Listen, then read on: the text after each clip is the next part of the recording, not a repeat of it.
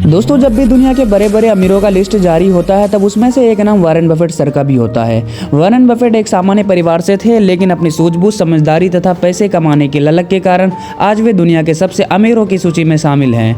तो आइए आज के इस वीडियो में हम वॉरेन बफेट की बायोग्राफी हिंदी में जानेंगे। दोस्तों, वॉरेन बफेट सर का जन्म अमेरिका के ओहामा शहर के नेब्रास्का नामक स्थान पर 30 अगस्त 1930 को हुआ था। इनके पिताजी का नाम होवार्ड बफेट तथा माताजी का नाम लीला स्टॉल था। वॉरेन बफेट अपने पिता के अकेले पुत्र तथा 2 बहनें थीं। दोस्तों, आपको बता दो कि वॉरेन बफेट इंट्राडे ट्रेडिंग के लिए भी काफ़ी जाने जाते थे।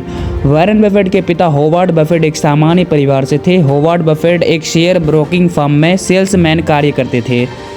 वर्ष 1929 में बड़ी मंदी के कारण शेयर ब्रोकिंग फर्म बंद हो गई, जिस कारण से इनके पिताश्री को अपनी जॉब गंवानी पड़ी।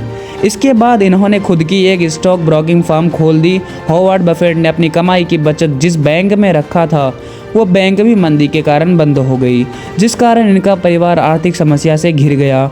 दोस्तों, जब वॉरेन बफेट की उम्र के बच्चे खेलकूद का आनंद लेते थे तब वॉरेन बफेट पुस्तक पढ़ने, नंबर के साथ खेलने के साथ साथ छोटे छोटे बिजनेस करने का शौक रखते थे। वॉरेन बफेट ने अपनी प्राथमिक शिक्षा रोज हिल एलिमेंट्री स्कूल से पूरा किया। दोस्तों, इसके बाद इनके पिताजी को यूनाइटेड स्टेट कांग्रेस के लिए चुना गया, जिस कारण से इन्हें अपने आगे की शिक्षा के लिए परिवार सहित वाशिंगटन जाना पड़ा। वहां पर Alice Deal junior high school में अपनी आगे की शिक्षा आरंभ की। बफेट सर ने स्नातक की उपाधि वुडरो विल्सन हाई स्कूल से वर्ष 1947 में प्राप्त किया।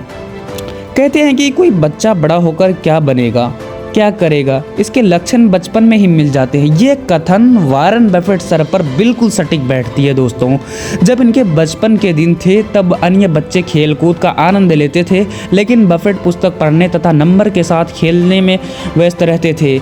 इन्हें इसी में आनंद मिलता था।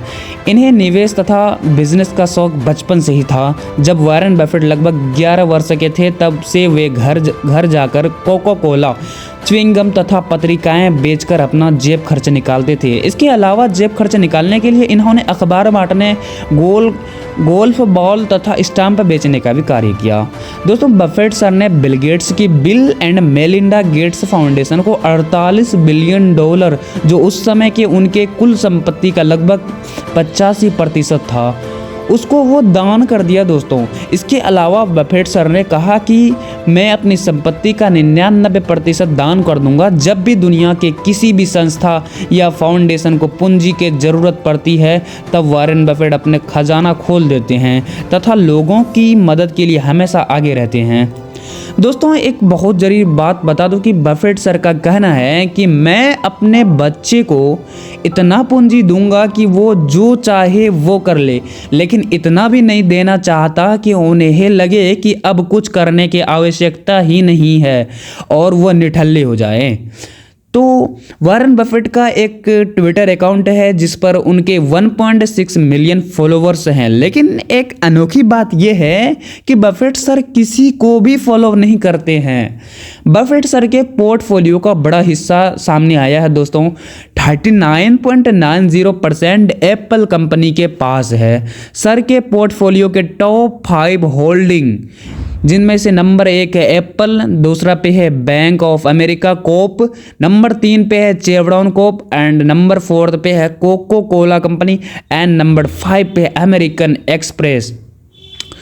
दोस्तों, आज वॉरेन बफेट सर की उम्र 93 वर्ष हो गई है, लेकिन ये आज भी लोगों के लिए लंबे समय तक निवेश करने की सलाह देते हैं या लॉन्ग इन्वेस्टमेंट करने की सलाह देते हैं। दोस्तों, एक वो दिन था जब हार्वर्ड यूनिवर्सिटी ने उन्हें पढ़ाने से मना कर दिया था। एक ये दिन है कि आज Harvard university Warren Buffett sir का केस स्टडी अपने विद्यार्थी को पढ़ाती है। दोस्तों, आपको ये वॉरेन बफेट की जीवन दर्शन संबंधित या कोई भी परेशानी हो तो आप अपनी राय, अपनी सवाल कमेंट बॉक्स में ज़रूर बताएं और वीडियो आपको कैसी लगी वो भी ज़रूर बताना और वीडियो को लाइक करना।